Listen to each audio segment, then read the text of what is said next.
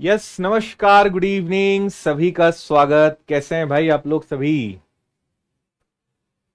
चलिए, आज एनटीपीसी का प्रीवियस पेपर हम आपको सॉल्व कराएंगे। कुछ बेहतरीन अच्छे अच्छे सवाल।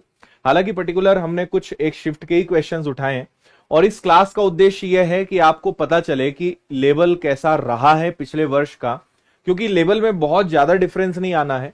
एनटीपीसी 12th लेवल हो या ग्रेजुएट लेवल हो, सीबीटी 1 तो सभी के लिए आपको पता ही है कि कॉमन लेवल पर ही होना है। फिर उसके बाद सीबीटी 2 जो है वो अलग अलग होगा, लेवल वाइज होगा। तो पेपर का जो स्तर है अगर बाकी परीक्षाओं से कंपेयर करें तो बहुत ज्यादा कठिन नहीं होता है। और अगर सीबीटी 1 के 30 क्वेश्चंस की बात करें तो आप खुद ही एक्सपीरियंस करेंगे कि दो चार सवाल ही ऐसे होते हैं जिनमें बहुत ज्यादा कैलकुलेशंस या चीजें होती हैं, बाकी बहुत नॉर्मल काफी आसान तरीके से आप प्रश्नों को कर सकते हैं, है ना। तो आइए शुरुआत करते हैं। और क्लास के खत्म होते ही पीडीएफ आपको टेलीग्राम पे मिल जाएगी। लास्ट में मैं बता दूंगा कहां पर मिलेगी। आप सिंपल विनर्स इंस्टीट्यूट सर्च करके जुड़ सकते हैं। जैसे पहला सवाल है हमारे सामने 2021 का एनटीपीसी सीबीटी 1। अब ये क्वेश्चन पढ़ के ही आप कहोगे कि ऐसा क्वेश्चन कौन पूछता है, लेकिन क्या करें, आया है। और आप ये समझिए कि इस बार भी लेवल में कोई ऐसा बहुत उछाल नहीं रहेगा। बेसिक अगर आपका मजबूत है तो आप बहुत निश्चिंता के साथ पेपर देने जाइए, कोई दिक्कत आपको नहीं आएगी। इसमें बहुत हाई लेवल या एडवांस लेवल जैसा कुछ नहीं है। बेस बस आपका मजबूत होना चाहिए और उसके लिए हम ही आपके साथ मेहनत कर ही रहे हैं। आपको बस मेहनत करना नहीं छोड़ना है। बताओ भाई, जल्दी से आंसर क्या आएगा? हम्म चल, इन्होंने कहा कि सोने और चांदी, सोने का मतलब क्या हो जाएगा, सोना मतलब हो जाएगा गोल्ड, चांदी मतलब हो जाएगा सिल्वर, का रेशो कितना है, 8 और 12 है। 30 किलो सोने का प्रयोग किया गया है तो पिघले हुए मिश्रण का वजन, अगर इसमें 30 किलो सोना है ना, एक साथ मिलाया जाता है। मैंने उल्टा लिख दिया है क्या, सोना और चांदी, ठीक है। इन्होंने कहा कि 30 किलो क्या है, 30 किलो गोल्ड है, 30 किलो सोना है। तो यहां पे ये गोल्ड है ना और ये सिल्वर है, तो गोल्ड रेशो में कितना है, 8 है। और इन्होंने कहा है कि पूरे मिश्रण की वैल्यू बताओ, तो पूरा मिश्रण यानी 12 और 8 20 की वैल्यू बतानी है, कितनी आएगी। बात समझ में आ रही है आपको? अगर इन्होंने पूछा होता कि सिल्वर कितना है तो मैं 12 का मल्टीप्लाई करता। कुल मिश्रण कितना है तो 12 और 8 यहां पे 20 का मल्टीप्लाई करके इसको सॉल्व कर लेंगे। तो 4 से कैंसिल कर दो 2 बार, 4 से कैंसिल कर दो 5 बार, 2 से कैंसिल कर दो 15 बार, 15 इंटू 5, कुल मात्रा 75 किलो की हो जाएगी। सोना चांदी मिला के 75। अब आप समझ रहे हो कि अनुपात समानुपात चैप्टर में, रेशो प्रपोर्शन चैप्टर में पहले दिन के पहले आधे घंटे में ये काम खत्म हो जाता है। अब ये रेशो चैप्टर का ये लेवल है तो आप समझ लीजिए क्या होगा। इसलिए मैंने कहा है कि अगर 30 सवाल आएंगे तो आप मान के चलिए कि 4-5 सवाल में थोड़ा सा आपको दिमाग लगाना है, बाकी बहुत बेसिक चीजें रहती हैं, देखते से आप आंसर उड़ा सकते हो। सारा खेल प्रैक्टिस का और कंसेप्ट्स का है। चलिए आगे लेकर चलते हैं आपको। एक कॉलेज में 500 छात्रों में से 350 खेलते हैं क्रिकेट, 125 कबड्डी खेलते हैं, 75 कुछ भी नहीं खेलते भाई। कबड्डी और क्रिकेट दोनों खेल खेलने वालों की संख्या का प्रतिशत ज्ञात करिए, यानी ओवरऑल दोनों गेम खेलने वाले बच्चे कितने परसेंट हैं, ये आपसे पूछा गया है जी। फुल स्क्रीन करिए, पढ़ने पर ध्यान लगाइए और मस्त फोकस करिए, कमेंट्स में ज्यादा परेशान ना हो और बार बार कॉपी पेस्ट भी ना करें, अपना भी टाइम खराब ना करें। हम कॉपी पेस्ट वाले या बार बार बाकी लोगों पे मैं बिल्कुल ध्यान नहीं देता हूं, सिर्फ पढ़ेंगे, आप पढ़ने पे ध्यान दें, मुझे पढ़ाने दें। हम्म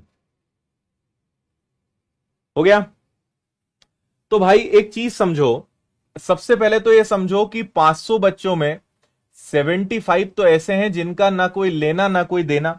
आपने प्रश्न अच्छे से पढ़ा, 75 बच्चे ऐसे हैं जो कुछ भी नहीं खेलते, इन्हें कोई मतलब ही नहीं है। तो 500 में से 75 में जैसे ही माइनस करता हूं तो मुझे पता चलता है कि ये 425 बच्चे ही छुपे हुए हैं। ये 425 में ही वो लोग निकलेंगे, वो खिलाड़ी निकलेंगे जो दो दो गेम खेल रहे हैं, दो दो खेल खेल रहे हैं, हाँ या ना। तो अब इस पे पता लगाते हैं। अब एक चीज समझना, 350 बच्चे वो हैं जो क्रिकेट खेल रहे हैं, 125 बच्चे वो हैं जो कबड्डी खेल रहे हैं। तो जैसे ही मैंने इन दोनों को जोड़ा कि भाई 350 में 125 जोड़ा, तो ये तो 475 खिलाड़ी हो गए। जबकि हमें पता चला कि 425 ही लोग हैं यार, 500 में से 75 लोग कुछ भी नहीं खेल रहे, यानी टोटल खिलाड़ियों की संख्या 425 से ज्यादा तो हो ही नहीं सकती। पर जब मैं क्रिकेट और कबड्डी खेलने वालों को निकाल रहा हूं तो ये तो 475 हो रहे हैं, यानी अब मेरे हाथ में वो लोग आने वाले हैं जो दो दो गेम में खेल रहे हैं।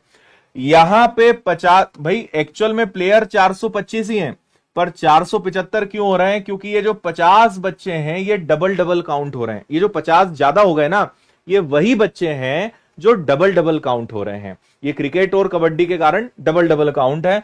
तो ये 50 बच्चे वो हैं जो दोनों खेलों में इन्वॉल्व हैं, इन दोनों के अंदर, क्योंकि वो क्रिकेट में भी काउंट हो गए, कबड्डी में भी काउंट हो गए। तो 50 बच्चे टोटल 500 बच्चों का कितना परसेंट है? तो हम कहेंगे कि भैया पूरी संख्या में 10% वो बच्चे हैं जो क्रिकेट और कबड्डी दोनों खेल में आनंद ले रहे हैं। आंसर आएगा डी। कोई तकलीफ हो तो बोलो।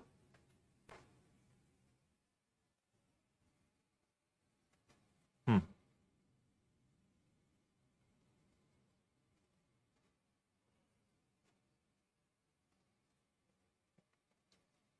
क्लियर? वेन डायग्राम पे मत जाओ, कोई मतलब नहीं है।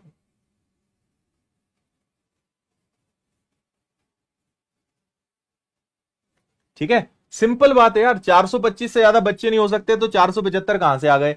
ये जो 50 हैं ये दोनों के अंदर काउंट हुए होंगे। मतलब इसको मैं जब मैं क्लास में पढ़ाता हूं तो मैं नहीं बोलता हूं कि ये दूध के ऊपर की मलाई है, यही लोग हैं जो धूम मचा रहे हैं। तो ये 50 बच्चे 500 का कितना परसेंट है? Answer is 10%। ओके। हम्म,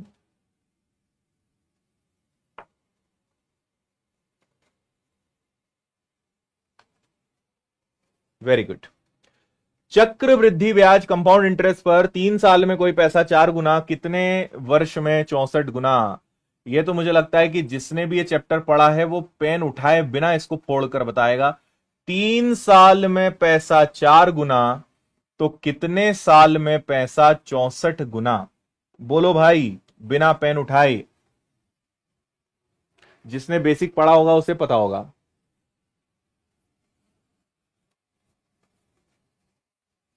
हम्म,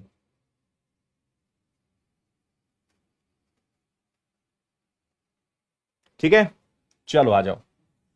एक चीज समझो, मैंने इसमें आपको हमेशा बताया है कि ये पहाड़े में चलता है, ये घात में चलता है। तो भाई ये 4 की पावर 1 है, जो 4 की पावर 3 बन गया।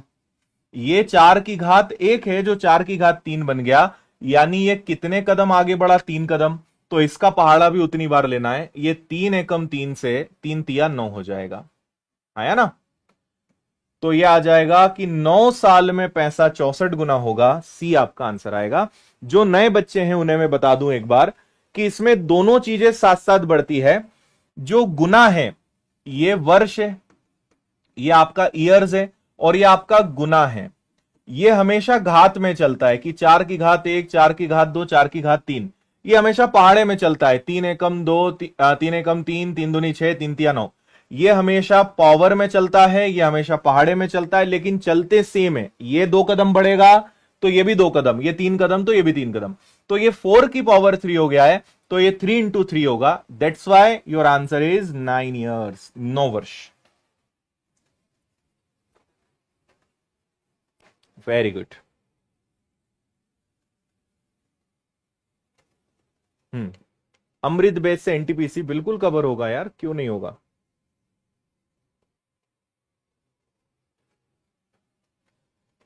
ये देखो, 1, 5 और 6। अब अगर ट्रिक पता है तो मजे हैं आपके। फिर आगे बढ़ो, 6 और 7। फिर आगे बढ़ो, 7 और 8। ऐसे चलते जाना है, और ऐसे 20, ऐसे 20 पद होने चाहिए, ऐसे 20 टर्म्स होने चाहिए। यानी ऐसा आपको 20 कदम आगे बढ़ाना है। तो ये पहला है, ये दूसरा है, ये तीसरा है। तो अगर मैं इसको 20 बार लिखूंगा तो मुझे लगता है कि जो अंतिम होगा वो होगा 24 और 25। बोलो हाँ या ना? 1, 2, 3, 4, 5, ऐसे 20 बार आगे बढ़ाना है, यानी 20 कदम आगे बढ़ाना है। तो अगर 5 से स्टार्ट हुआ है तो 5 को अगर मैं 20 कदम आगे बढ़ाऊंगा तो 25 ही तो होगा। तो ये लास्ट यहां जाके खत्म होगा, है ना? अब कितने लोग हैं आप में जिनको इसकी ट्रिक पता है, और कितने लोग हैं जिनको ट्रिक्स नहीं पता है? कमेंट करके मुझे बताना। हम्म,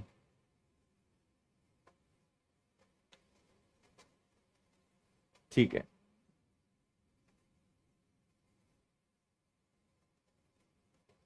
पढ़ लो भाई, पढ़ लो, मत बातें करो अभी।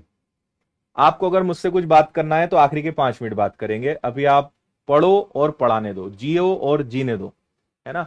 और वैसे ही मतलब मुझे बड़ा दुख होता है जब आप खूब कॉपी पेस्ट मारते हो, और मैं मजबूर हूं, क्योंकि हर एक का अगर मैं आंसर दूंगा तो इस समय 2000 बच्चे जुड़े हुए हैं, उसमें से 400-500 लोग कुछ पूछने बात करने आते हैं, तो हम पढ़ा नहीं सकते, इसलिए मजबूरी को समझें, हम सिर्फ पढ़ेंगे और आपको सिर्फ पढ़ाना मतलब पढ़ना है, और कोई बातें नहीं, कोई रिप्लाई नहीं मिलेगा आपको। चलो भाई, इसकी आपको एक बहुत अच्छी ट्रिक बताता हूं, याद रखना।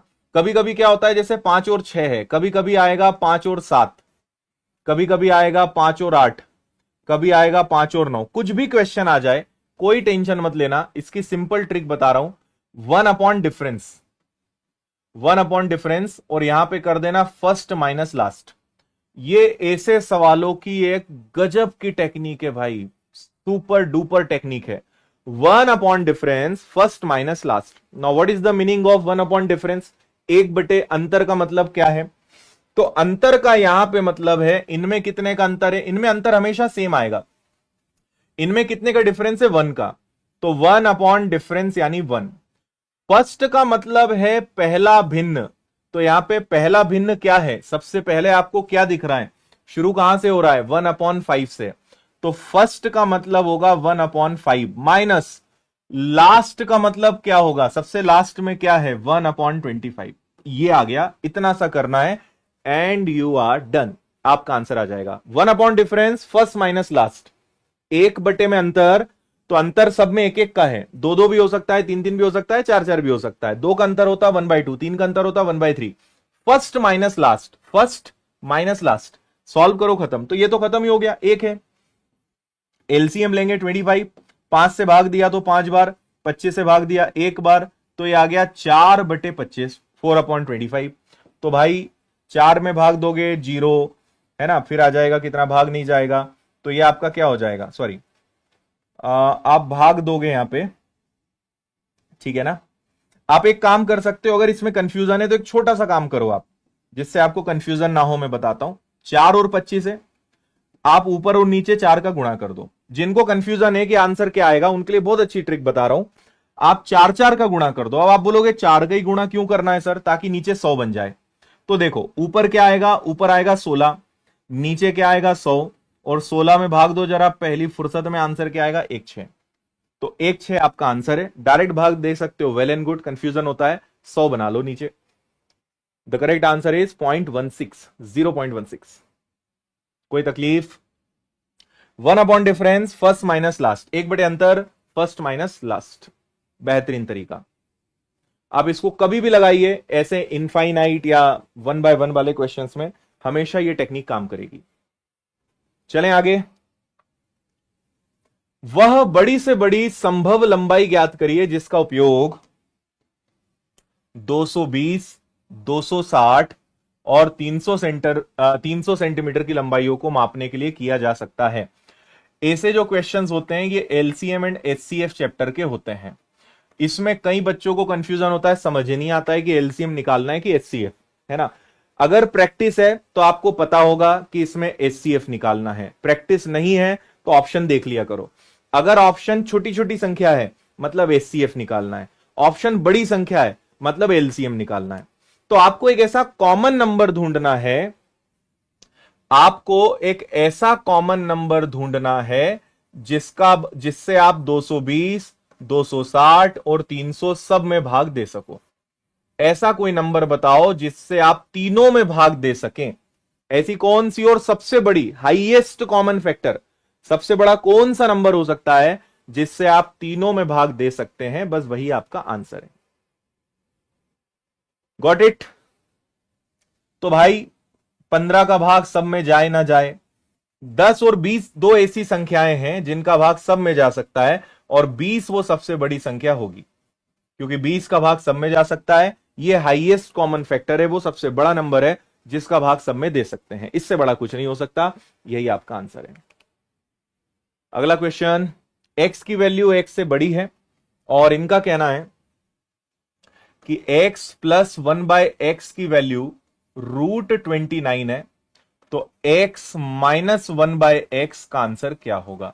एलजेब्रा का क्वेश्चन है और इसकी ट्रिक होती है, अगर आपको याद हो तो मुझे बताइए।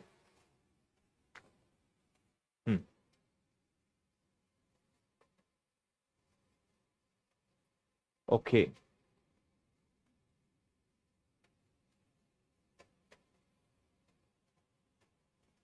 चलिए मैं इसके आपको ट्रिक बताता हूं। जितने भी बच्चे 5 आंसर दे रहे हैं, बहुत बढ़िया यार, आपको पता है कि इसकी शॉर्ट ट्रिक क्या है। जिनको नहीं पता है मैं बता दूं कि जब भी प्लस से माइनस पे जाते हैं, और अभी मैंने एक हफ्ते पहले ही मैथ्स फाउंडेशन बैच में एलजेब्रा में ऐसे आपको 100 से ज्यादा टाइप के क्वेश्चन कराए थे। जो मैथ्स फाउंडेशन बैच के हैं, जिन्होंने ये मुझसे लाइव पढ़ा है एप्लीकेशन पे, वो हाथ उठाओ, है ना। और जो भूल गए हैं उन्हें मैं याद दिला देता हूं। मैंने आपसे कहा था कि नंबर का स्क्वायर करके 4 घटा के स्क्वायर रूट लगाते हैं, ये इसका शॉर्टकट है। अगर प्लस से माइनस पे जाते हैं तो माइनस, अगर माइनस देके प्लस पूछते तो यहां प्लस, ये इसकी ट्रिक है। तो आपको कुछ नहीं करना है भाई, नंबर का स्क्वायर करके 4 घटा के स्क्वायर रूट। अब यहां पे अभी उतना समय नहीं कि मैं ये सिद्ध करके बताऊं कि ये कैसे बना। आपको मैंने चैप्टर पढ़ाते समय बताया भी था, है ना, कि ये कैसे आता है, क्यों बनता है। बट अभी आप केवल मलाई से मतलब रखिए कि ऐसा करना है। स्क्वायर से स्क्वायर रूट कैंसिल होगा तो 29 माइनस 4, 29 में से 4 जाएगा तो बचेगा 25, एंड 25 किसका स्क्वायर होता है जी? 5 का। This is your answer. ठीक है, नंबर का स्क्वायर करके 4 घटाते हैं और अंडर रूट करते हैं। क्यों करते हैं, इसके पीछे पूरा एक कॉन्सेप्ट है, जिसको कभी बेसिक से पढ़ेंगे अलजेब्रा तब हम समझाएंगे। फिलहाल आप याद रखिए, प्लस से माइनस पे जाना है तो माइनस, माइनस से प्लस पे जाना होता तो यहां प्लस लग जाता। बाकी सेम तरीका आपका काम करता। स्क्वायर से स्क्वायर रूट कटा, 29 में से 4 गया 25, 25 किसका वर्ग होता है? 5 का। तो आंसर आपका आ जाएगा 5। और मुझे उम्मीद है कि आपने ये वीडियो अभी तक देख लिया होगा, जिसमें एनटीपीसी के विद्यार्थियों के लिए हमने धमाकेदार चीजें लॉन्च करी हैं और शानदार तोहफे आपको दिए हैं। 2 दिन के लिए हमने 499 भी किया था, लेकिन अब बैच वापस से 799, और अभी भी बहुत ज्यादा नहीं है। और बढ़िया आपको 13 शिक्षकों की टीम मिल रही है। विनर्स के जो ऑलरेडी बच्चे हैं उनको इस पे 20% का एक्स्ट्रा डिस्काउंट है इस कूपन कोड का यूज करके। और मेरा मैथ्स फाउंडेशन कोर्स पूरा बैच आपको मेरा मैथ्स का इसमें मिल ही रहा है। आखिरी में और जानकारी मैं आपको दूंगा। फिलहाल अगले सवाल पर चलते हैं। इनका कहना है कि 108 ले लो, 288 ले लो और 360, और इन्होंने सीधे सीधे शब्दों में बोल दिया, इस बार कोई घुमा फिरा के बात नहीं करी कि भैया एचसीएफ बताओ। तो जस्ट थोड़ी देर पहले मैंने आपको एचसीएफ का मतलब बताया, हाईएस्ट कॉमन फैक्टर, वो सबसे बड़ा नंबर जिससे तीनों को डिवाइड कर सको, जिसका भाग तीनों में जा सके, वो आपको बताना है।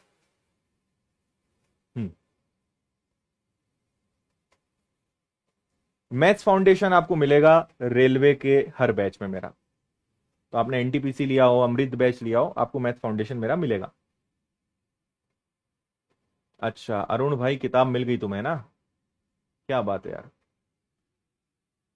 बोलो क्या हो सकता है सबसे बड़ा नंबर?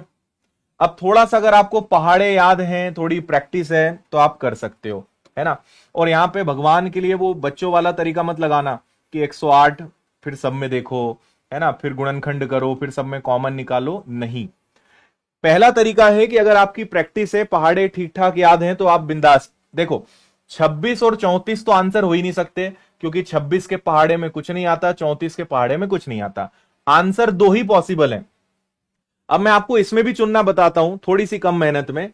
एचसीएफ निकालने की जो सबसे अच्छी ट्रिक है, एचसीएफ निकालने की जो सबसे अच्छी ट्रिक है, वो है अंतर विधि, जिसको हम कहते हैं डिफरेंस, अंतर निकालना। सबसे पहले ढूंढिए सबसे कम अंतर कहां है, लोएस्ट डिफरेंस कहां है। इन दोनों में सबसे कम अंतर आपको दिखेगा। इन दोनों में कितने का अंतर है, तो आप कहेंगे 72 का। आप इन दोनों में भी डिफरेंस निकाल सकते हो, लेकिन इनमें डिफरेंस इसके कंपैरिजन में ज्यादा होगा, है ना। तो आप इनका डिफरेंस ले लो। अब 72 को अगर आप तोड़ोगे तो ये 2 तरीके से टूट सकता है।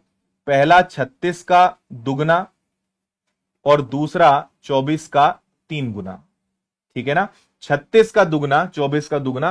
हालांकि 24 और 36 दोनों आपके पास ऑप्शन में है।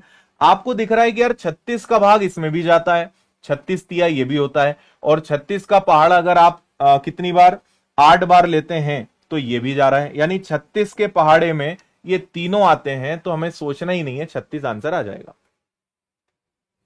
हालांकि 24 और 36 की ही लड़ाई थी तो हमने जल्दी कर लिया, और होता तो फिर हम इनको और ब्रेक डाउन करके सॉल्व करते, बट उतना टफ नहीं था, है ना।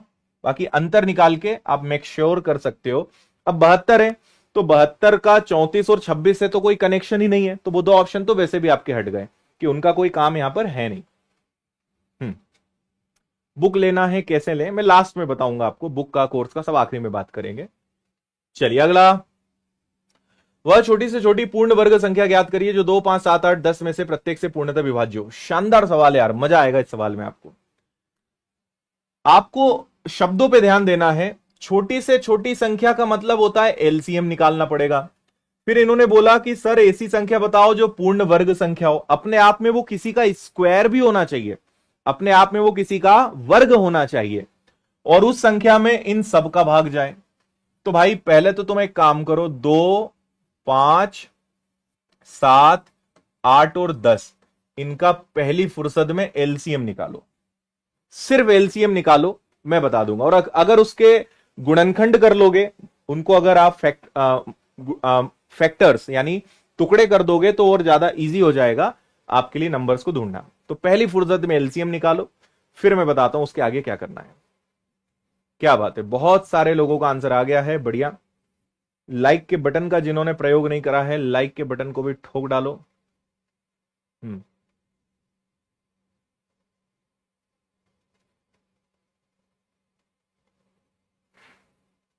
बहुत बढ़िया। चलो मैं आपको एकदम बेसिक से बताता हूं, क्योंकि पूर्ण वर्ग संख्या बनाना है तो थोड़ा सा लेवल नीचे लाके बताना पड़ेगा। पहले 2 का भाग सब में देते हैं, तो 2 का भाग जाएगा, इसमें नहीं जाएगा, इसमें नहीं जाएगा, इसमें 4 बार, इसमें 5 बार। अभी 2 का भाग और जा सकता है, तो 2 एकम, ये 2 बार हो जाएगा, ये 5 बार। अभी भी 2 का भाग जा सकता है, तो ये 1 रहेगा, 5 रहेगा, 7 रहेगा, 1 जाएगा, 5। अब 5 का भाग जा सकता है, तो 1, 1, 7, 1 और 1। अब सिर्फ 7 का भाग जाएगा, 1, 1, 1, 1 और 1। अब आपको पता है कि अच्छा इनका एलसीएम क्या आएगा? इनका एलसीएम वो नंबर होगा जो 2 इंटू 2 इंटू 2 इंटू 5 इंटू 7। अगर आपसे बोलते कि वो संख्या बताइए, सिर्फ ऐसा सवाल होता कि वह संख्या बताइए जिसमें इन सब का भाग जाए, तो यह आंसर आता। 2 का दुगना 4, 4 का दुगना 8, 8 इंटू 5 40, और 40 का साथ में गुणा कर देंगे 280। ये वो संख्या है जिसमें सब का भाग चला जाएगा। लेकिन आपसे बोला है कि वो अपने आप में पूर्ण वर्ग होना चाहिए। पूर्ण वर्ग होना चाहिए यानी आपको इसके ऊपर स्क्वायर रूट लगाना है कि वो बाहर अपने आप में क्या निकले, एक परफेक्ट नंबर बन के निकले, है ना। एक स्क्वायर रूट उस पे होना चाहिए। तो भाई मुझे बताओ, वर्गमूल की एक शर्त है, जोड़ा चलता है, पेयर चलता है। ये 2 बार है तो बाहर निकल जाएगा, लेकिन आपको सबकी शादी करानी है कुल मिला के। ये बेचारा अकेला है तो इसको एक और 2 दे दो, इसका काम हो जाएगा। ये अकेला है तो इसको एक 5 दे दो, इसका काम हो जाएगा। ये अकेला है तो इसको एक 7 दे दो, इसका काम हो जाएगा। 7 को 7 मिल जाए, समझ में आ रहा है। ये दोनों का एक ही जोड़ा है तो ये तो बाहर हो जाएगा। इसको एक चाहिए, इसको एक चाहिए, इसको एक चाहिए। अब आप इन सारी संख्याओं का गुणा कर लो, वो आपका आंसर आएगा, क्योंकि तभी तो वो एक परफेक्ट स्क्वायर बन पाएगा, तभी तो एक पूर्ण वर्ग बन पाएगा। क्योंकि जब उसका वर्गमूल निकालें तो वो किसी ना किसी संख्या का वर्ग होना चाहिए। ये आपका प्रश्न है। तो आपने इनका गुणा करके तो भैया 280 निकाला ही था। 5 का दुगना 10, 10 इंटू 7 कितना हो जाएगा आपका? 70 हो जाएगा। तो 0 0 हो गया। 7 इंटू 8 56 का 6, 14 और 5 कितना आ जाएगा? 19। इन सब का गुणा करने पे आ रहा है 19,600। बधाई हो, आपका आंसर सी है। खेल समझ में आया कि नहीं? सबका जोड़ा बनना चाहिए, सबकी नौकरी लगनी चाहिए।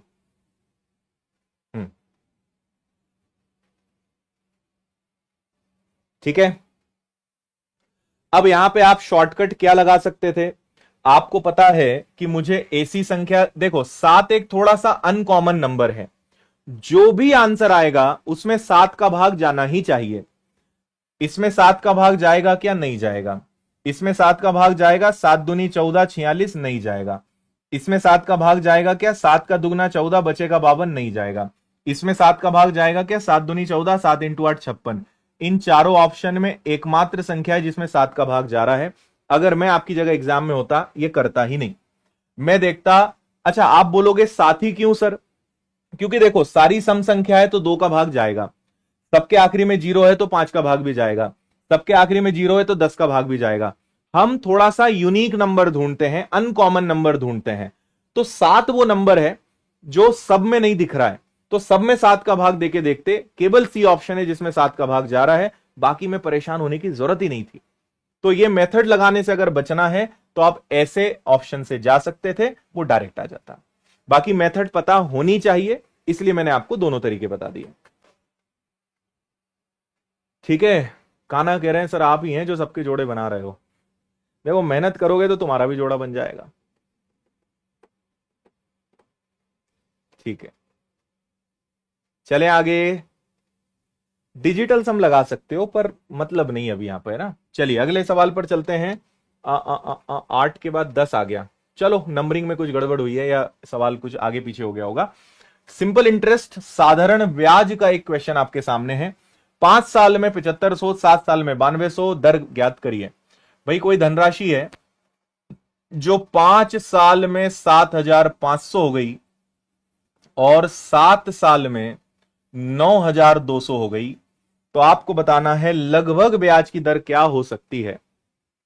अप्रोक्सीमेटली रेट ऑफ इंटरेस्ट आपको पता लगाना है। हाँ जी, सिंपल इंटरेस्ट का बड़ा ही सिंपल सवाल है, पर ऑप्शंस इन्होंने दशमलव में दिए हैं, इसका मतलब कैलकुलेशन कहीं ना कहीं है। डिजिटल सम इसमें नहीं काम करेगा क्योंकि आंसर दशमलव में आ रहा है, मतलब ये आगे तक जाएगा। यूनिट डिजिट काम नहीं करेगा क्योंकि आंसर बड़ा है, इन्होंने इसको राउंड ऑफ करा है। तो ये चाहते हैं कि सिंपल इंटरेस्ट के आसान सवाल में आपको कैलकुलेशन करना पड़े, और एग्जैक्टली यही मेरा मतलब था कि सवाल 30 आपसे पूछेंगे। अभी तक आपने देखा कि सवालों में कोई दम नहीं था, हल्का फुल्का घुमाते, लेकिन 4-5 सवाल को ये थोड़ा सा कठिन नहीं कर सकते, बस कैलकुलेशन बढ़ा सकते हैं। इसलिए तय मानना, प्रश्न कठिन नहीं आएगा, कैलकुलेशन ज्यादा आ सकता है, थोड़ा सा कैलकुलेटिव उसको वो बना सकते हैं, इससे ज्यादा वो आपका कुछ नहीं बिगाड़ सकते।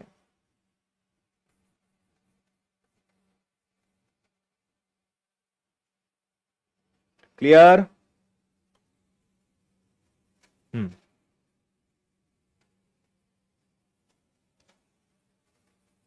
चलो, हम यहां पे ये देखते हैं।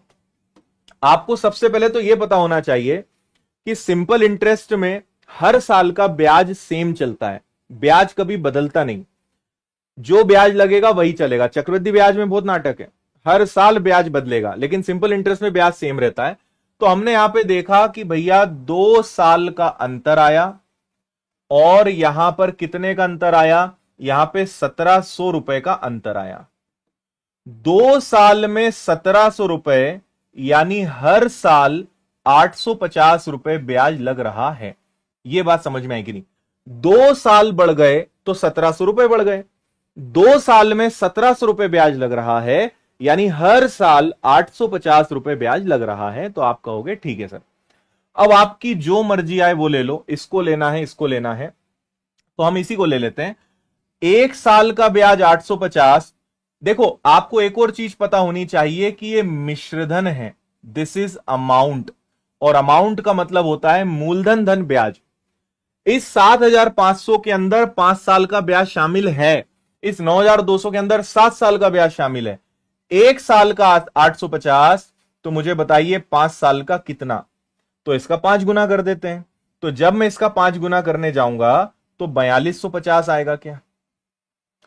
1 साल का ब्याज 850, तो 5 साल का कितना होगा? 4250। इसका मतलब इस 7500 के अंदर इतना तो ब्याज है, ये 5 साल का इंटरेस्ट है। तो अगर मैं इसमें से 4250 घटा दूं, बात समझ में आ रही है?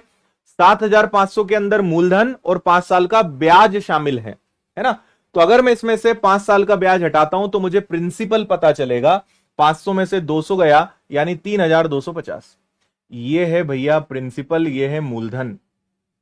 तो आप हर साल 850 रुपए ब्याज दे रहे हो, किस पर? 3250 पर, और मल्टीप्लाई कर दोगे 100 का, गुणा कर दोगे 100 का। 850 रुपए 1 साल का ब्याज है, और ब्याज हमेशा लगता है प्रिंसिपल पर, मूलधन पर। मूलधन कितना है? 3250। 850 रुपए ब्याज है 3250 पर, मल्टीप्लाई कर देंगे 100 का। जीरो से आपका जीरो गया, ठीक है ना।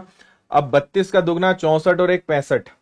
आप एक काम करो, पहले इनको 5 से भाग देके थोड़ा सा हल्का कर दो, है ना। देखो लगभग हमें निकालना है, तो इस 100 को टच मत करना। 5 से भाग दिया तो ये 17 बार आया, 5 से भाग दिया तो ये 65 बार आया, ठीक है ना। अभी क्या कर सकते हैं, 65 का अगर मैं दुगना कर दूं, देखो मैं थोड़ा सा इसको आसान बनाने के लिए 2/2 कर रहा हूं, ऊपर भी 2 का गुणा, नीचे भी 2 का गुणा। 100 को टच मत करना, उसको रहने दो। तो 17 का डबल क्या हो जाएगा? 34। और 65 का डबल क्या हो जाएगा? 130। तो 30 का जीरो भी छोड़ो, 13 का भाग दो। 13 का भाग देंगे, 13 दूनी 26, 13 2 26। इसमें से 26 गया तो बचा कितना? 8 और 0। अब 13 का पहाड़ा कितनी बार ले सकते हो? तो 13 इंटू 6 78, 13 इंटू 7 91, यानी 26। तो भैया 26 बार भाग जा रहा है, आंसर 26 दशमलव समथिंग समथिंग, 26 दशमलव कुछ कुछ आएगा। सी आपका आंसर है। समझ में आया? Maths is nothing but playing with numbers. आपको संख्याओं के साथ खेलते आना चाहिए, है ना। हमने क्या करा भाई, मुझे दिख रहा था कि यार 65 को मैं डबल कर लूंगा ना, 65 का भाग देने से आसान है 13 का भाग देना, हाँ या ना। तो ऐसा करते हैं कि इन दोनों को डबल कर देते हैं। 17 2/2 कर दोगे, ये 2/2 एक मेरी बहुत फेवरेट ट्रिक है, जिसको मैं बहुत जगह यूज करता हूं, और आपको भी समझ में आया होगा कि हमें यहां पे क्या करना है। क्लियर है? कैमरा ब्लर हो रहा है, चलो अभी ठीक कर दिया। तो 17 का डबल 34, 65 का 130, यानी मुझे 130 13 का भाग देना है, और जीरो का टेंशन मतलब 100 अपने पास रखा हुआ है। तो 17 दूनी 34, 17 इंटू सॉरी 13 दूनी 26, और 13 इंटू 6 78, यानी 26 बार, और 26 वाला एक ही ऑप्शन है, तो आगे भाग देने की जरूरत नहीं है। Your answer is C, 26 point something something. एक बार पूरा जल्दी से बता रहा हूं, 2 साल में 1700 रुपए ब्याज लग रहा है। साधारण ब्याज हर साल फिक्स होता है, एक बार जो तय हो गया वही चलता रहेगा। तो अगर भाई 2 साल बढ़ने से 1700 रुपए बढ़ गए, यानी हर साल 850 रुपए ब्याज लग रहा है। जैसा मैंने आपसे कहा कि ये दोनों मिश्रधन है, ये अमाउंट है, इसके अंदर 5 साल का ब्याज है, इसके अंदर 7 साल का ब्याज है, कोई से भी आंसर सेम आएगा। तो मैंने कहा कि 1 साल का ब्याज 850, तो 5 साल का कितना? 5 साल का ब्याज 4250। इसके अंदर 5 साल का ब्याज शामिल है, तो अगर मैं इसमें से 4250 घटाता हूं, तो मुझे पता चला कि अच्छा मूलधन इतना है। अगर मैं 7 साल का घटाऊंगा तब भी मूलधन सेम आएगा। तो मैं हर साल इस मूलधन पर 850 रुपए ब्याज दे रहा हूं। तो 850 3250 का कितना परसेंट है? आंसर आ गया कि मैं हर साल 26.2% के आसपास ब्याज की दर चुका रहा हूं। क्या पूरा मामला समझ में आया आप सभी को? ठीक है। इसके अंदर 5 साल का ब्याज शामिल है, 1 साल का ब्याज इतना, तो इसका 5 गुना, तो 5 साल का ब्याज। इसमें से 5 साल का ब्याज घटाया तो ये मूलधन है। आप जब तक ये नहीं समझोगे ना कि ये अमाउंट है, तब तक समझ नहीं आएगा ये कैसे हुआ। मूलधन और ब्याज मिलाकर 7500 है, 5 साल का ब्याज हटाया, बचा आपके पास प्रिंसिपल यानी मूलधन। ठीक, चलो। एक सेल्समैन एक लैपटॉप के अंकित मूल्य पर पहले 25% का डिस्काउंट देता है, और 20% का और डिस्काउंट देता है, और डिस्काउंट देने के बाद 18,000 में बेचता है। तो इसका अंकित मूल्य कितना था? वैसे आपको पता होगा कि डिस्काउंट हमेशा अंकित मूल्य, जिसको आप और हम आम जिंदगी में एमआरपी कहते हैं, उसे लाभ हानि की दुनिया में अंकित मूल्य यानी मार्क्ड प्राइस कहते हैं। ठीक है, 100 को छोड़ो ना यार, आंसर आ गया अपना। आप आराम से काटा पीटी भी करोगे ना, आखिरी में आंसर वही आएगा 26। ऊपर से निकल रहा है तो फिर थोड़ा सा आपको इन चैप्टर्स का बेसिक पढ़ना पड़ेगा। अगर आपको इन चैप्टर्स के बारे में अगर पढ़ा हुआ नहीं है तो थोड़ा सा कम समझ में आएगा, तो आप चैप्टर्स के बेसिक पढ़ने पर काम करिए। ठीक है बुलबुल जी। सोहिल खान कह रहे हैं सर आप पहले से बहुत पतले हो गए हैं। हाँ भाई सोहिल, पिछले 8-10 महीनों से बहुत कठोर तपस्या में लगे हुए थे हम वजन कम करने की, इसलिए आप मेरे पुराने वीडियो देखोगे तो आप पहचान नहीं पाओगे मुझे, है ना। 30,000 आंसर दिख रहा है, वेरी गुड। चलो देखो, आपको नहीं पता कि उसका मार्क्ड प्राइस क्या है। आपने पहले 25% का डिस्काउंट दिया, तो वैसे जो पढ़ने वाले बच्चे हैं जिन्होंने चैप्टर पढ़ा है वो तुरंत यहां पे क्या करेंगे, वो तुरंत यहां पे 3/4 लिखेंगे। पर मैं 3/4 लिख दूंगा, कईयों को बुरा लग जाएगा कि ऐसा कैसे कर दिया आपने। तो सुनो, 25% का मतलब होता है 1/4, 4 पर 1 का डिस्काउंट दिया, तो 4 में से 1 दे दिया तो बचा 3/4। फिर हमने 20% का और डिस्काउंट दिया, तो भाई 20% का मतलब होता है 1/5, 5 पर 1 का डिस्काउंट दिया यानी 4/5, और दोनों डिस्काउंट देने के बाद 18,000 में बेचा। ये सेलिंग प्राइस है, समझ में आया। 4 पर 1 का डिस्काउंट यानी 3/4, 5 पर 1 का डिस्काउंट यानी 4/5। ठीक है, इसको सॉल्व करो, आपको आंसर की प्राप्ति हो जाएगी। बहुत अच्छी बात क्या है कि 4 से 4 गया, 3 से कैंसिल हो गया, ये 6,000 बार, और 6,000 का 5 में गुणा कर दो, आपका आंसर आ जाएगा 30,000, 30,000। ये उसका कॉस्ट प्राइस था, एमआरपी थी, जिस पे डिस्काउंट दे दे के तुमने 18,000 में खरीदा। क्लियर है? सक्सेसिव डिस्काउंट इसको कहते हैं, क्रमागत छूट कहते हैं। Very good. अगला क्वेश्चन। अब ये देखो, ये क्वेश्चन देकर मतलब क्या वो बच्चों से पूछना चाहते हैं, मुझे यही समझ नहीं आता है। ऐसे लड्डू सवाल भी आए हैं।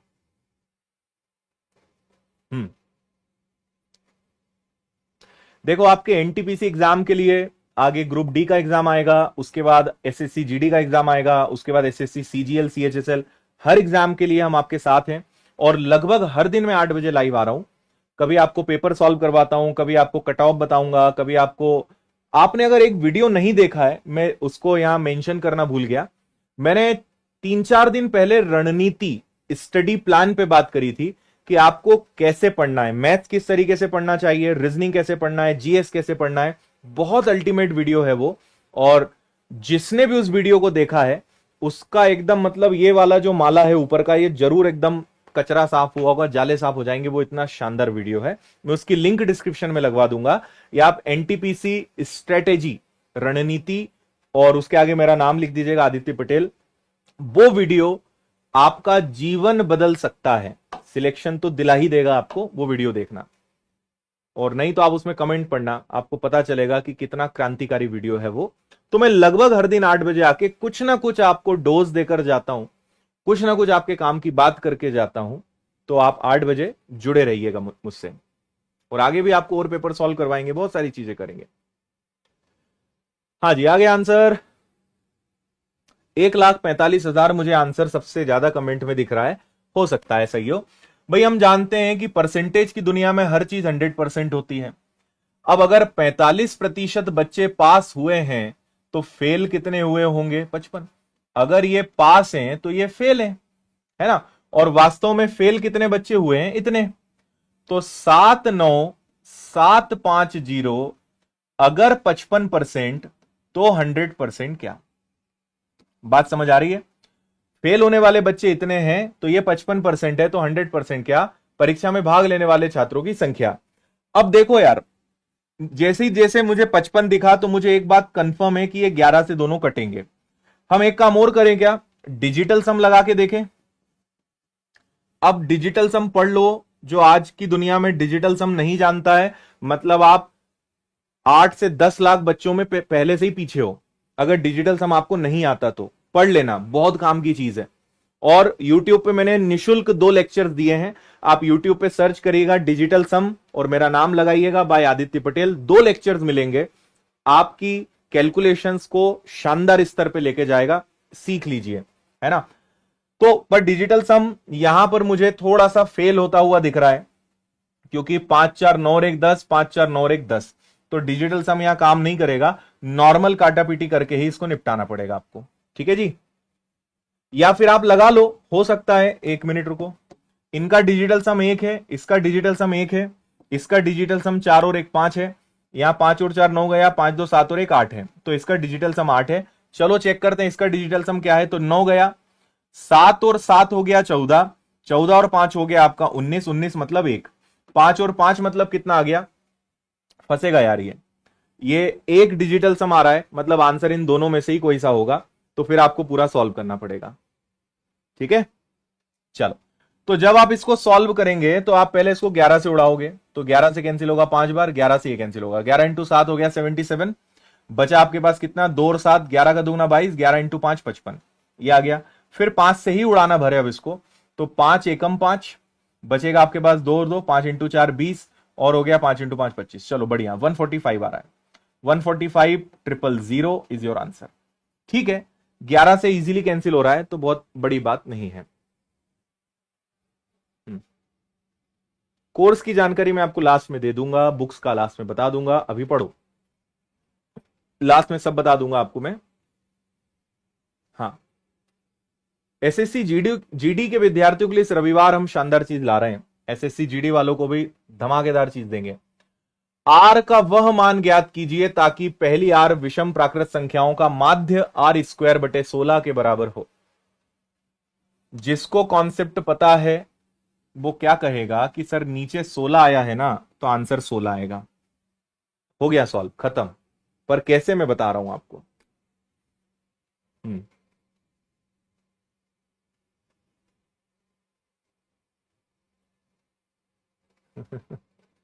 देखो क्या होता है, आर प्रथम आर विषम प्राकृत संख्याओं का जो माध्य होता है उसका सूत्र ही आर होता है। अगर आर संख्याएं हैं, 10 संख्याएं हैं तो 10, अगर आर संख्याएं हैं तो उनका एवरेज क्या आएगा, उनका माध्य क्या आएगा, आर आएगा, जो अपने आप में किसके बराबर है, आर बटे 16 के। आर के स्क्वायर का मतलब है कि यहां पे आर कितनी बार है, 2 बार है, एक आर से एक आर गया तो यह आ जाएगा 16, यानी यहां पे आर की वैल्यू क्या है भाई, 16। इतना सा सवाल है। ठीक है, चलो बेसिक पढ़ो भाई, बेसिक अच्छा करोगे ना, इन सब चीजों को आप बहुत मस्त उड़ा पाओगे। 2/3, 3/4, 4/5 और 5/6। अब बताओ नंबर सिस्टम का कितना आसान क्वेश्चन है ये। हर चैप्टर में आप पाएंगे कि चीजें बड़ी लड्डू हैं, आसान है, बस बेसिक आपको मजबूत करना है।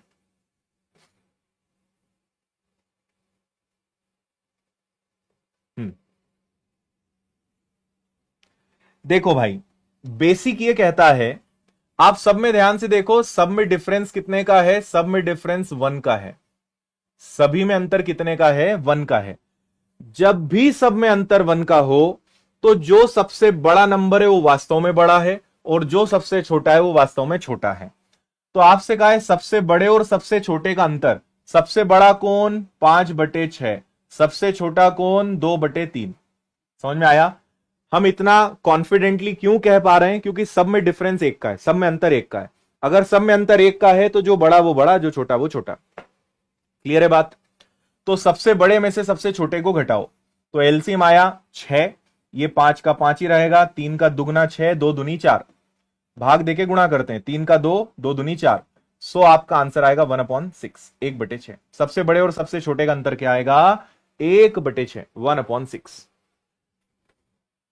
क्लियर।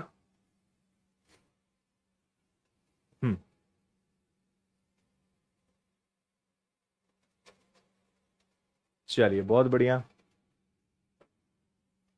और एक और आपको बहुत अच्छी एडवाइस दूं, कभी भी आप कहीं भी पढ़ें, आप ऑफलाइन पढ़ो, आप यूट्यूब पर पढ़ो, आप एप्लीकेशन पे पढ़ो, मैं एक गलती हमेशा सबसे कहता हूं कि यह गलती मत करना भाई। केवल पढ़ते मत रहो, रिवीजन जरूर करो। और अक्सर आप क्या करते हो कि यूट्यूब पर जो भी क्लासेस देखते हो उनके रिवीजन और नोट्स या कुछ करते नहीं हो। जैसे अगर आपको चीजें पक्की करनी है ना, रिवीजन की आदत बनाओ, कम पढ़ो लेकिन क्वालिटी से पढ़ो। केवल पढ़े जा रहे हो, पढ़े जा रहे हो, और अगर आप पुराना नहीं पलटाओगे, रिवाइज नहीं करोगे, सब भूलते जाओगे आप। और एक समय के बाद बच्चे जो अक्सर एक शिकायत करते हैं खुद से कि सर पढ़ रहे हैं लेकिन कुछ याद ही नहीं रहता, उसका कारण है रिवीजन ना करना। इसीलिए रिवीजन मस्ट है। जहां भी जिस भी माध्यम से आप पढ़ रहे हो, रिवीजन जरूर करें, बहुत जरूरी है। और मैं हमेशा सबको बार बार समझाता हूं, रिवीजन 3 प्रकार का होता है, एक डेली रिवीजन होता है, एक वीकली रिवीजन होता है, और एक मंथली रिवीजन होता है। रोज का रोज रिवीजन करो, आज जो भी पढ़ा दिन भर में वो पढ़ो, रिवीजन करो।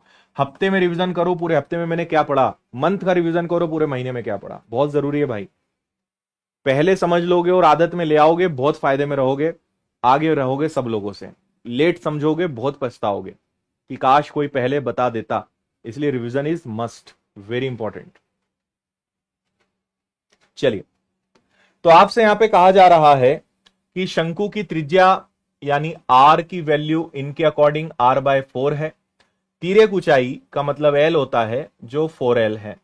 कुल पृष्ठ क्षेत्रफल, आप सभी जानते होंगे शंकु यानी जो बर्थडे पे कैप पहनाते हैं इस प्रकार की, है ना, ये शंकु होता है। तो इसका कुल पृष्ठ क्षेत्रफल यानी टोटल सरफेस एरिया क्या होता है, पाई आर। ठीक है, वो होता है पाई आर r+l। यही फॉर्मूला है क्या। अगर वक्र पृष्ठ का क्षेत्रफल होता तो पाई आर एल, और संपूर्ण पृष्ठ का क्षेत्रफल है तो पाई आर r+l। हाँ या ना। बस अब सूत्र में मान रखो और मस्त आंसर दे दो भैया। तो चलो देखो, पाई तो पाई ही रहेगा। इनका कहना है कि त्रिज्या की जगह आप r/4 रखना, हम कहेंगे ठीक है। r की जगह r/4 रखो, l की जगह 4l रखो, और अब इसको सॉल्व कर लो। ठीक है, तो ये क्या हो जाएगा, ये हो जाएगा आपका। अच्छा, एक और चीज यहां पर आप देखें, ठीक है, अगर आप यहां पर देखें, इस 4 का गुणा अगर मैं दोनों में कर दूं, देखो इन दोनों को रहने दो, पाई और आर को रहने दो, तो ये बचे पाई और आर। इस 4 का गुणा अगर मैं अंदर कर दूं, इस 4 का गुणा इसमें करूं, तो ये बनेगा r/16, 4 × 4 16। और यहां जब 4 का गुणा होगा तो 4 से 4 कट जाएगा, तो बचेगा l। इस 4 का गुणा 4 में हुआ 16, और 4 × 4 कट जाएगा, तो ये दोनों बचे पाई आर, और ये हो गया 16 और l। ऐसा कोई ऑप्शन है तो बस यही आपका आंसर है, खत्म। पाई आर l r16 आंसर आ गया आपका। ठीक है, हाँ बिल्कुल भाई योगेश, गणित सिखाने के लिए ही तो हम यूट्यूब पे आ रहे हैं यार। पढ़ो बस, अच्छे से सीख जाओगे।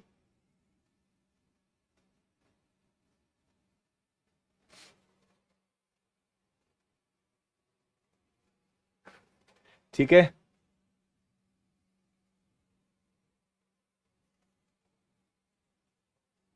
चलें आगे।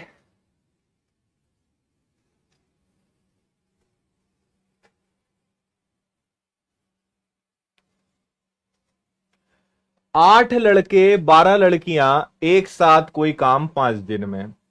एक लड़के को अकेले उस प्रोजेक्ट को करने में 50 दिन लगते हैं, तो एक लड़की को अकेले इस प्रोजेक्ट को करने में कितने दिन लगेंगे। ठीक है, देखो भाई, जिन्होंने ये चैप्टर पढ़ा है उन्हें पता होगा कि इसको मैं अलग से एक चैप्टर के नाम से पढ़ाता हूं। मैं इसको समय कार्य में नहीं पढ़ाता हूं, इसको एक अलग चैप्टर की तरह पढ़ाता हूं, जिसका नाम है मिश्र अनुपात, जिसको इंग्लिश में कहते हैं चेन रूल। और इसमें पूरा खेल क्षमता का है। तो आप क्या करेंगे, 8 लड़के और 12 लड़कियां जो काम 5 दिन में कर रहे हैं, वही काम एक लड़का 50 दिन में कर रहा है ना। 8 लड़के 12 लड़कियां 5 दिन में, एक लड़का 50 दिन में। पहली फुर्सत में क्षमता निकालो। तो देखो 5 से ये कैंसिल होगा 10 बार, तो यहां बचेगा 8 लड़के 12 लड़कियां, और उधर बचेगा 10 × b 1 × b यानी 10b। ठीक है, 8 घटेगा तो 2b बचेगा, और इधर क्या बचेगा, इधर 12g हो जाएगा, 12g हो जाएगा, है ना। 10 में से 8 गया। अब इनकी क्षमता निकाल लो, तो b को यहीं रहने दो, g को इधर ले आओ, 2 से कटेगा 6 बार, सो 6/1, 6/1। तो मुझे पता चला कि लड़के की क्षमता अगर 6 है तो लड़की की क्षमता क्या है, 1 है। अब जो पता है उसको ले लो, और जो पूछा है उसको ले लो, और कोई भी एक चीज हमें लेना है ना। तो आपसे बोला है कि एक लड़की पूरे प्रोजेक्ट को कितने दिन में करेगी, तो आप ऐसे करो, आप क्या करो, कोई भी ले लो, इनमें से कोई भी एक कंडीशन ले लो कि एक लड़के के लिए अगर ये काम 50 दिन का है तो एक लड़की के लिए ये काम कितने दिनों का। आप ये भी उठा सकते थे, पर इसमें कैलकुलेशन कम है तो मैंने ये उठाया। ये ले लो या ये, दोनों को में से कुछ एक रख दो, आंसर सेम आएगा। मुझे बताओ, एक लड़के की क्षमता 6 है तो 6 को यहां रखेंगे। एक लड़के की क्षमता 6 है तो 6 × 1 6 और 50। तो एक लड़की उस काम को कितने दिन में करेगी, तो आंसर दिख ही रहा है कि एक लड़की के लिए वो काम कितने दिनों का है, 300 डेज, 300 दिनों का। क्या मामला समझ में आ रहा है आपको? ठीक है,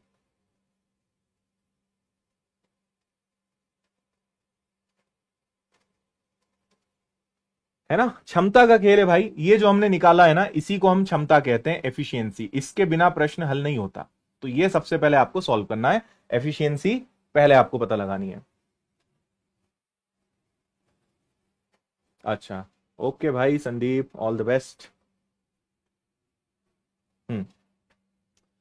2 के 5 क्रमागत गुणजों का योग 660 है, सबसे बड़ी संख्या ज्ञात करिए। एवरेज, औसत के कॉन्सेप्ट से हम इसको निपटाएंगे एकदम मजेदार स्पीड में।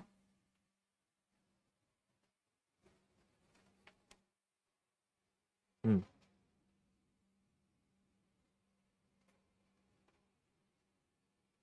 देखो, इन्होंने कहा है कि 2 के 5 क्रमागत गुणज हैं, उन सबका योग 660 है। इसका मतलब कि 5 नंबर्स हैं, 1 2 3 4 5। अब आपको मैं जादू दिखाने वाला हूं, जिनका सामना मुझसे पहली बार हुआ है ना आज, वो कहेंगे कि सर कहां हो आप, बताओ हम आ रहे हैं। ठीक है, आपको मैं औसत की ताकत दिखाता हूं। 5 नंबर्स हैं जिनका एवरेज पता लगाना है। भाई पांचों नंबर को जोड़ने पर 660 आता है, और अगर मैं औसत निकालूं तो 660 में अगर 5 का भाग दूंगा तो 132 आएगा। बोलो हां।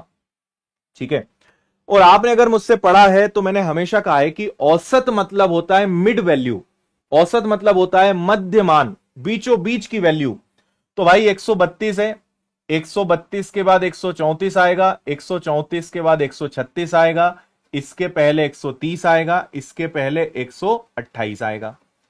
ये है वो पांचों संख्याएं जिनका योग 660 है। आपसे बोला है सबसे बड़ी संख्या ज्ञात करिए, आंसर आ गया 136। खत्म। ठीक है, 660 पांचों को जोड़ने पर आता है। 5 का भाग दोगे तो औसत आएगा, औसत मतलब बीचों बीच संख्या, और सब दो दो के अंतर में है। यही सवाल ऐसा आता है कि 5 लगातार विषम संख्या या 5 लगातार सम संख्याओं का योग, ये वही सवाल है। तो 2 का मतलब है कि सब सम संख्या है, तो बीचों बीच की संख्या 132 है, बीच में 132 है तो 2 ज्यादा 2 ज्यादा, 2 कम 2 कम, ये बीचों बीच की संख्या है। औसत मतलब मेरी डिक्शनरी में मिड वैल्यू, मध्यमान, मध्य में बीचों बीच जो आ जाए वो औसत, ये है। इसके बाद 2 जोड़ दो, इसके बाद 2 जोड़ दो, ये आपका आंसर आ गया था। इतना चुन्नू मुन्नू सा सवाल था ये वाला। ठीक है, हाँ, सवाल तो अच्छा है लेकिन ट्रिक के कारण वो फटाफ फटाफ से सॉल्व हुआ है।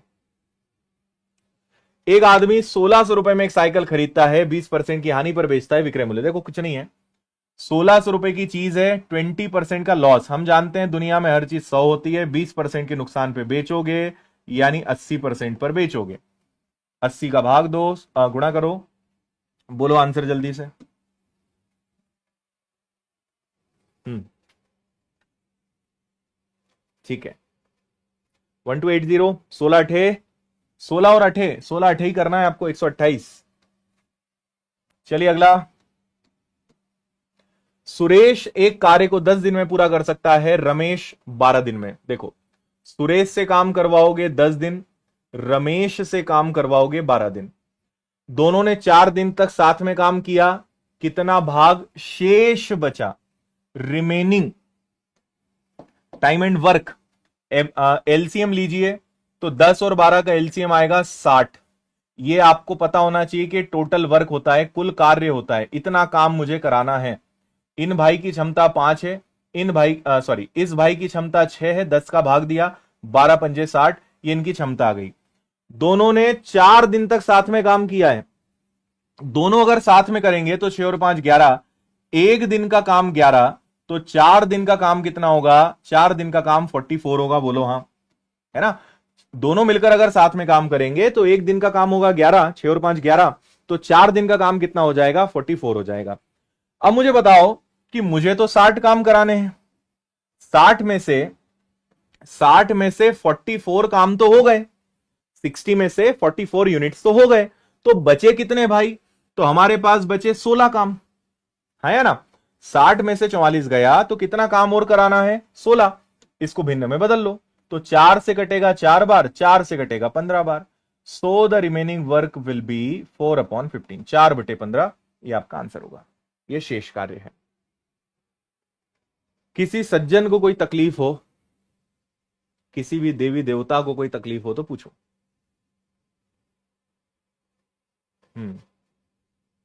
रियलिटी में ऐसे क्वेश्चन आते हैं कि नहीं? आप गूगल एक ओपन दुनिया है, आप गूगल पे जाइए, सर्च मारिए एनटीपीसी सीबीटी 1 15 फरवरी 2021 का इस शिफ्ट का सवाल, उस दिन का पेपर ढूंढिए। आपको ये सवाल ना मिले तो मुझे बोल देना, ठीक है। चलो, क्वेश्चन नंबर 20 में आपको होमवर्क में दे रहा हूं, इसको आप बताना। और एनटीपीसी से रिलेटेड, एसएससी जीडी से रिलेटेड हमने बहुत सारी अच्छी अच्छी प्लेलिस्ट बनाई है, तो आपको मेरे पुराने सारे वीडियोस बहुत सिस्टमेटिक प्लेलिस्ट में मिल जाएंगे। आप विनर्स की चैनल पे जाके ढूंढ लेना, सब्सक्राइब को भी ठोक देना, और ये वीडियो जरूर देख लेना, इसको मैं लिंक में लगवा दूंगा। और इस रविवार हम एसएससी जीडी के विद्यार्थियों के लिए कुछ धमाका करने वाले हैं यूट्यूब पर, तो रविवार 8 बजे मैं आपसे मिलूंगा, आप जरूर जुड़िएगा। और मैं उम्मीद कर रहा हूं कि आपने अब तक जो हमने फ्री ई बुक दी है सामान्य ज्ञान 4000 प्रश्नों की, ये डाउनलोड कर ली होगी, जो निःशुल्क है। इस रविवार तैयार रहना है, इस रविवार सबको एनटीपीसी का टेस्ट लगाना है, जो विनर्स के एप्लीकेशन पर निःशुल्क रहेगा, उसकी जानकारी मैं दूंगा। एनटीपीसी बैच के विद्यार्थियों को मैथ फाउंडेशन हम निःशुल्क दे चुके हैं, संकल्प सीरीज आपके लिए हम ला चुके हैं। पूरे ऑनलाइन टेस्ट पेपर 30 सितंबर तक ऑफर है, 101 रुपए में आपको 25 एनटीपीसी के पेपर्स मिलेंगे विनर्स के एप्लीकेशन से। उस वीडियो में मैंने सब जानकारी दी है, जो धमाकेदार धमाका था हमारा एनटीपीसी का, उसमें सब बताया है। विनर्स के बच्चों को 20% का एक्स्ट्रा डिस्काउंट है 30 तारीख के पहले, इस कूपन कोड का यूज करके ले सकते हैं। और एनटीपीसी का पूरा बैच अगर आपको ज्वाइन करना है, जिसमें आपको 13 शिक्षक मिल रहे हैं, 12 यहां पर हैं, एक मैं यहां पर हूं, 13 शिक्षकों की टीम आपको मिल रही है, तो आप एनटीपीसी का बैच ज्वाइन कर सकते हैं। फीस अभी भी बेहद कम है, और विनर्स के बच्चों को इसमें भी 20% का डिस्काउंट है, तो आप इसमें जुड़ सकते हैं। कंप्लीट कोर्स, ऑल सब्जेक्ट, और एक खासियत जो हर बार हम आपसे कहते हैं कि विनर्स में 1 सब्जेक्ट 1 टीचर, हर शिक्षक हर विषय के लिए स्पेशलिस्ट आपको मिलेंगे, तो फायदा जरूर लीजिए, है ना। ये सारे शिक्षक आपको मिलेंगे बैच में। रेलवे का आपको एक कंप्लीट 9 बुक्स का सेट 1199 में घर बैठे आपको मिलेगा। ये सारी किताबें मिलेंगी, एक्चुअल में उनकी क्या वैल्यू है और अभी आपको कितने में मिल रहा है। और अगर आपको केवल जीएस स्पेशल चाहिए, ये 5 किताबें भी चाहिए, बहुत कम है, 449 यानी 450 रुपए में आपको ये 5 किताबें घर बैठे मिलेंगी। इसमें जीएस, साइंस, प्रैक्टिस बुक, ये सब मिलेगा आपको, है ना। एक्चुअल में ये 5 किताबें हैं, उनकी कीमत इतनी है, आपको अभी इतने में, ये भी 30 तारीख तक का है, इसमें आप ले सकते हैं। तो आप विनर्स की एप्लीकेशन डाउनलोड कर लें, प्ले स्टोर पे जाएं, द विनर्स इंस्टीट्यूट सर्च करें, डिस्क्रिप्शन में लिंक है, आप उससे भी डाउनलोड कर सकते हो, और वो ऐप आपके पास जरूर होनी चाहिए। रेलवे के पुराने जो पेपर्स हैं उन सबको निःशुल्क हमने एप्लीकेशन पे डलवा दिया है, आप फ्री में पुराने पेपर सॉल्व कर सकते हो ऑनलाइन टेस्ट के फॉर्मेट में। और आज की क्लास की पीडीएफ मैं यहां पे शेयर करूंगा, तो यहां से आप डाउनलोड कर लीजिएगा। विनर्स के व्हाट्सएप और विनर्स के टेलीग्राम से भी जुड़िए, कोई भी लेटेस्ट जानकारी, क्लासेस, इंफॉर्मेशन आपको सबसे फास्ट विनर्स के प्लेटफॉर्म पे मिलेगी, यूट्यूब पर, टेलीग्राम पर, व्हाट्सएप पर। ऐप का नाम आपको ये मिलेगा, विनर्स इंस्टीट्यूट। किताबों के लिए ये वाली ऐप है विनर्स पब्लिकेशंस ऐप, और कोर्स के लिए विनर्स इंस्टीट्यूट ऐप।